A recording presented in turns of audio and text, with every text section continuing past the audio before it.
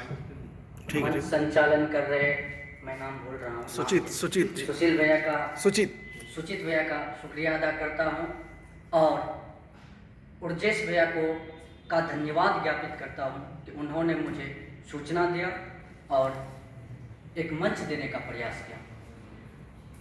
इससे पूर्व साहिल भैया साहित्य के विभिन्न विषयों पर बात कर रहे थे, फणीश्वर नाथ रेणु के विषयों को लेकर के बातचीत कर रहे थे और कहीं न कहीं कुछ सच्चाइयों से भी जीत चुरा रहे थे। तो मैं आपको कह देना चाहता हूँ कि रामधारी सिंह दिनकर ने कहा था, तेजस्वी सम्मान खोजते नहीं गोत्र बतला के, तेजस्वी सम्मान खोजते नहीं गोत्र बतला के, पाते हैं जग में प्रशस्ति अपना कर्तव्य दिखला के। तेजस्वी सम्मान खोजते नहीं गोत्र बतला के, पाते हैं जग में प्रशस्ति अपना कर्तव्य दिखला के, जग हीन मूल की ओर देख, गलत कहे या ठीक वीर खींच कर रहते हैं इतिहासों में लेख। साहिल भैया साहित्य और फणीश्वर नाथ रेणु का जो साहित्य है, उस साहित्य में खासकर मेला आंचल में जो उनकी अमर कृति है, उस अमर कृति में जो उन्होंने एक रूप दिखाया है, समाज का एक विद्रूप रूप दिखाया है, उसमें आप उस सच्चाई से नजर नहीं चुका सकते हैं, हटा सकते हैं, जिसे जातिवाद कहते हैं। और एक शुरुआत में मैं वो भैया पहले वक्ता जो आए थे उनसे एक सवाल किया गया था कि मेला आंचल शीर्षक क्या है। कुछ लोग सवाल कर रहे थे। मैं साहित्य का एक नवोदित पाठक हूँ, सीखने का कोशिश कर रहा हूँ, समझने का कोशिश कर रहा हूँ। बहुत सारी गलतियाँ, बहुत सारी चीज़ें हम नहीं समझ पा रहे हैं अभी, लेकिन मैं कोशिश कर रहा हूँ। मेला आंचल वह आंचल है जो धूल धूसरित है। और आपको बता दूं, सुमित्रा नंदन पंत की एक प्रसिद्ध कविता है, भारत माता ग्रामवासिनी।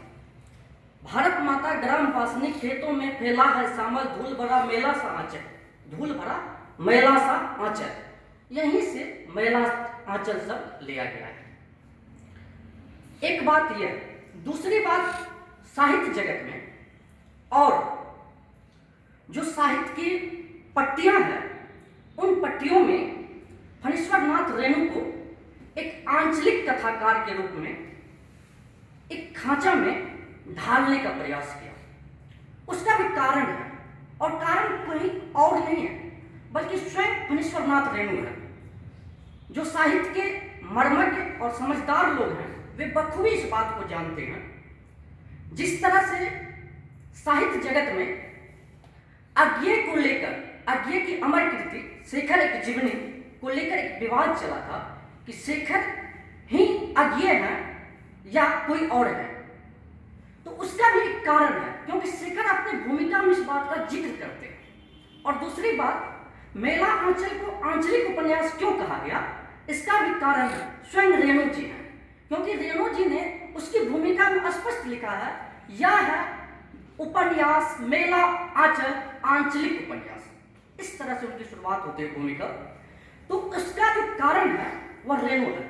अब सवाल उठता है कि क्या रेणु ने जिस आंचलिकता की बात की थी, क्या वह आंचलिकता किसी एक क्षेत्र तक सीमित थी? मेरा जहां तक मानना है, वह आंचलिकता राष्ट्रीयता का पर्याय था, क्योंकि फणीश्वर नाथ रेणु ने बखूबी उस उपन्यास में दिखाने का प्रयास किया कि मेरीगंज की जो घटना है, वह घटना कैसे राष्ट्रीय फलक की घटना बन जाती है, वह घटना कैसे वहां से उठकर संथाल विद्रोह तक चली जाती है, वह घटना कैसे गांधीवादी चिंतक बाबन दास को विचलित करता है। मेला आंचल में और फणीश्वर नाथ रेणु पर बात करने से के पूर्व कुछ चीजें ऐसी हैं, उनकी एक ऐसी विशेषता है उस रचना की। मैं इसलिए मेला आंचल पर बात कर रहा हूं क्योंकि मेला आंचल ज्यादा चर्चित है। उसकी कुछ ऐसी विशेषताएं हैं जिस विशेषताओं को आपको समझना होगा और उसको जानना होगा।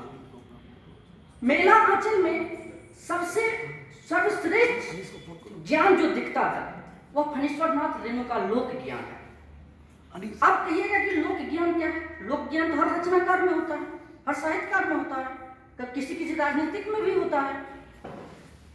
तो लोक ज्ञान का मतलब आप यह ना समझें, लोक ज्ञान का मतलब है कि जिस समाज में जो चीजें प्रचलित हैं या जो चीजें परंपराएं हैं उसका ज्ञान है। तो आप एक उदाहरण के द्वारा मैं उसको दिखाऊंगा और वो मेरा आंचल का ही होगा कि फणीश्वरनाथ रेणु और प्रेमचंद दोनों होली का वर्णन करते हैं। आप प्रेमचंद के यहाँ मर्यादित होली देखेंगे। वे कहते हैं फाग का महीना आ गया,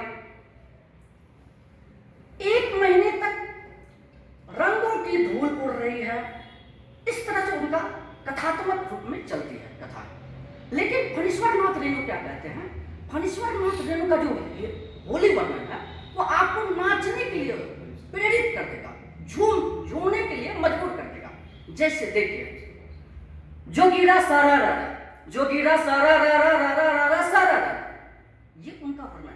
जोगीरा सारा रारा, जोगीरा सारा रारा रारा रारा सारा रारा, जोगी जी ताल न टूटे, जोगी जी ताल न टूटे। और देखिए फणीश्वरनाथ रेणु का सामाजिक बुराइयों पर प्रभाव। जोगीरा सारा रारा, जोगीरा सारा रारा रारा रारा सारा रारा। वर्षा में गड्ढे जब जाते हैं भर, वर्षा में गड्ढे जब जाते हैं भर, उसमें मेढक करते हैं टरटर, उसमें मेढक करते हैं टरटर। वैसा ही राज आज कांग्रेस का है, वैसा ही राज आज कांग्रेस का है। कल के गिदर बने हैं लीडर जोगीरा सारा रारा। ये रूप आपको जो है ना फणीश्वरनाथ रेणु दे सकता है।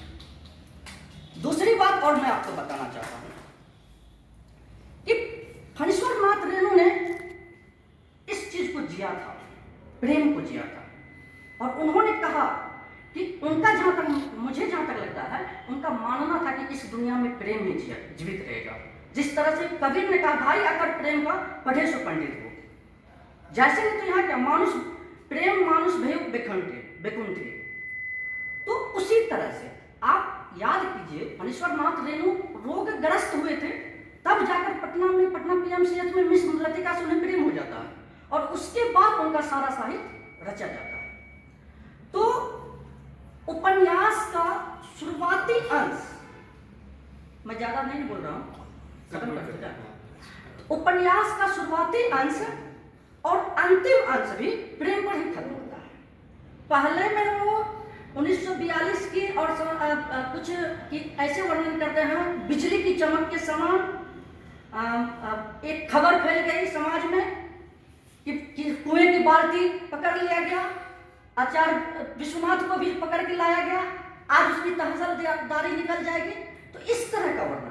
और दूसरी बात, उसके तुरंत प्रथम भाग दूसरे भाग पर आ जाते हैं, वो वर्णन करने लगते हैं, यह मेरीगंज गांव है, ठीक है, यहाँ पर मार्टिन और मेरी की प्रेम कथा का वर्णन करने लगते हैं। उससे मिथक जुड़े हुए जो कहानियां हैं वो, और लास्ट में खत्म भी करते हैं प्रशांत और कमली के प्यार पर, प्रथम भाग पर।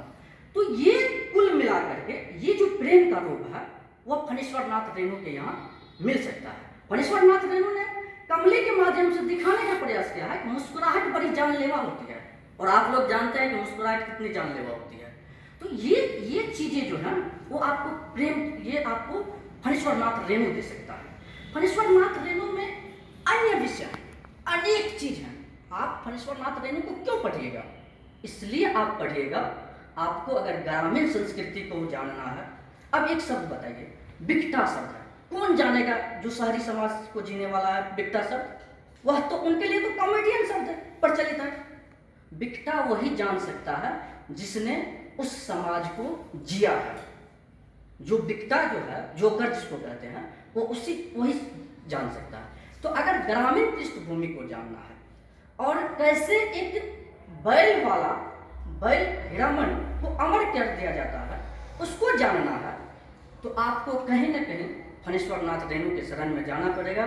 इन्हीं चंद शब्दों के साथ गांव की गलियां पूछ रही है उस बेबस दीवाने को, गांव की गलियां पूछ रही है उस बेबस दीवाने को, तेजस्वी की कलम नमन करती है उस मौजी मस्ताने को।